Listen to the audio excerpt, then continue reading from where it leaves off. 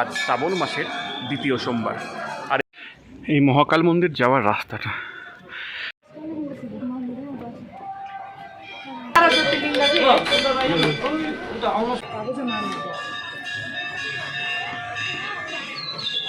ভোগটা খাই, প্রসাদটা খাই, তারপর কথা হচ্ছে। চলো লেটস গো। দার্জিলিংয়ে এই নিয়ে বহুবার এসেছি, মহাকাল মন্দিরে এই নিয়ে আমার দ্বিতীয়বার। আর আজ সবথেকে যেটা বড় বিষয়, আজ শ্রাবণ মাসের দ্বিতীয় সোমবার। আর এই দ্বিতীয় সোমবার উপলক্ষে প্রচুর মানুষের ভিড়, তো এইখানে জল ঢালা হবে। এটাই আজকের একটা বিশেষ ব্লগ, যে পাহাড়ে যেভাবে শ্রাবণ মাসে যারা পুণ্যার্থী রয়েছে তারা বাবা মহাদেবের মাথায় জল ঢালে, আমিও তাদের মধ্যে একজন। আজ পাহাড়ে এসে এই জল ঢালার যে সৌভাগ্য সেটা কিন্তু আমি পেয়েছি।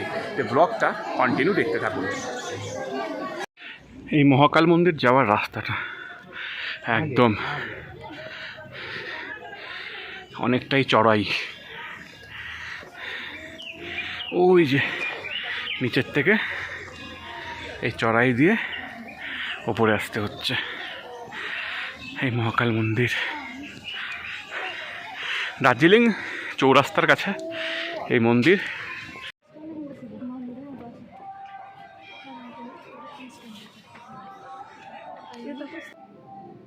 আমি বিশ্বাস করি, আমি যদি মন থেকে কোনো কিছু চাই সেটা আমি পাবই, তেমনটাই হয়েছে। শ্রাবণ মাসের প্রথম সোমবার আমি বাড়িতে বাবা মহাদেবের মাথায় জল ঢেলেছিলাম। দ্বিতীয় সোমবার আমি জানতাম যে আমি দার্জিলিংয়ে থাকবো, তবে সেখানে কোথায় জল ঢালবো সেটা কিন্তু আমি জানতাম না। মহাকাল মন্দির দর্শন করতে গিয়ে আমি এই জল ঢালার সুযোগ পাই। কাজেই বাবা মহাদেব হয়তো আমার উপর কৃপা করেছিল বলেই আমার এই সৌভাগ্য হয়েছে। শ্রাবণ মাসের আমি দ্বিতীয় সোমবারেও কিন্তু খুব সুন্দরভাবে জল ঢালতে পারলাম।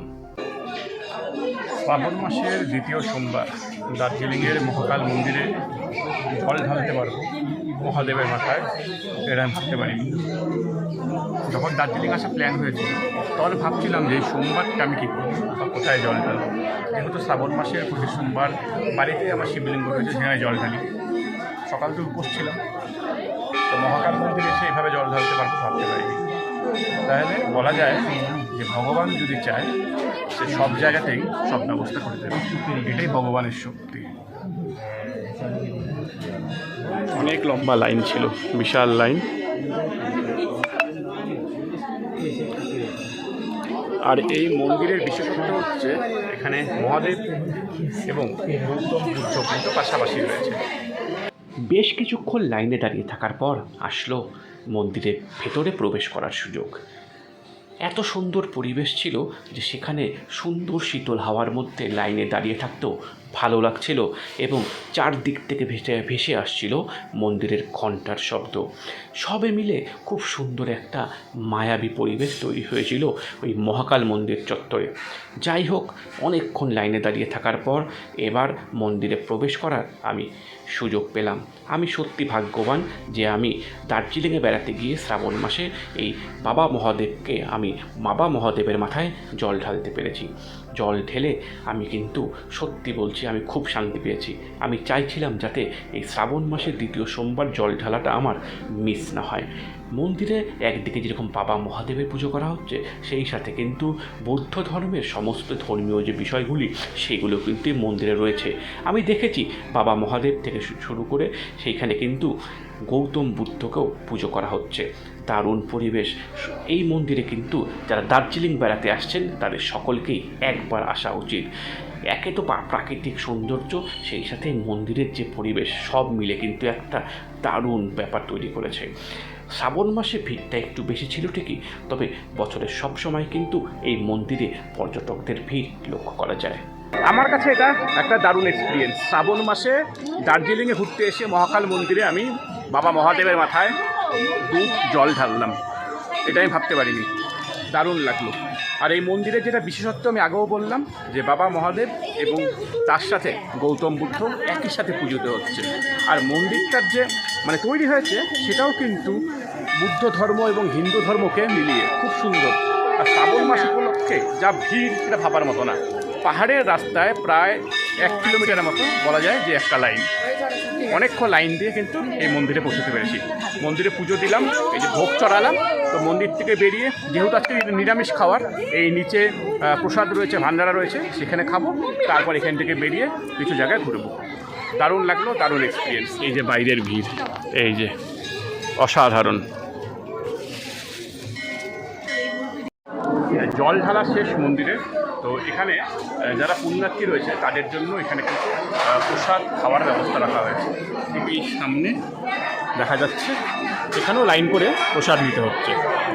খুব সুন্দর ব্যবস্থা, দারুণ ব্যবস্থা। শ্রাবণ মাস বলে ভিড়টা একটু বেশি, তবে ভালো লাগছে। প্রসাদটা এখন নিই, দার্জিলিং মহাকাল মন্দিরের প্রসাদ। এটা আমার ফার্স্ট টাইম এক্সপিরিয়েন্স, তাও আবার শ্রাবণ মাসে। এটা কিন্তু দারুণ ভাগ্যের বিষয়। এই যে এখানে প্লেট দিয়ে দেওয়া হয়েছে, এবার এক এক করে কী কী দেয় সেটা দেখাচ্ছি।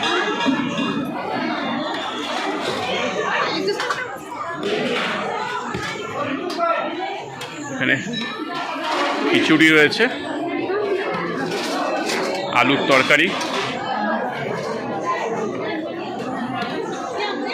আর সম্ভবত এখানে পায়েস রয়েছে, পায়েস। এই হচ্ছে ভোগের প্রসাদ। যাই হোক, ভোগটা খাই, প্রসাদটা খাই, তারপর কথা হচ্ছে। পুজো দেওয়া শেষ, পুজোর পরে যে দেখালাম একটা ভোগের ব্যবস্থা ছিল, সেই ভোগ খাওয়াও শেষ। তো এখন এখান থেকে বেরিয়ে যাব। কেমন লাগলো এই ব্লগটা জানাবেন। আর এই যে মহাকাল মন্দিরের যে লোকেশন, সেটা কিন্তু দুর্দান্ত। এমনি পাহাড়ে যেখানেই যাওয়া যায় না কেন, পাহাড় তো এমনি সুন্দর চারিদিকে, আর এই চারপাশটা না দারুণ। এইভাবে চারদিক থেকে এরকম পাইনের জঙ্গল, পাইন বনের মাঝে এই মহাকাল মন্দির ওই যে দূরে দেখা যাচ্ছে। আমি মন্দিরের চারপাশটা একটু হেঁটে হেঁটে ঘুরছিলাম। আসলে যেখানে মন্দির তৈরি হয় সেখানকারই যেন পরিবেশটা একটা আলাদা রকম মাত্রা পায়।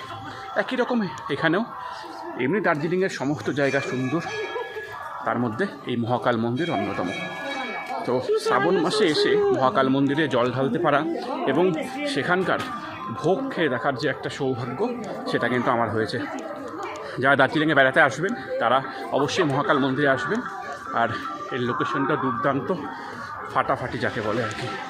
এই যে এখনও লাইন, এখনও অনেক লম্বা লাইন। ওই যে সামনে দেখা যাচ্ছে জিটিএ ভবন, ওই সামনেই মহল রোড।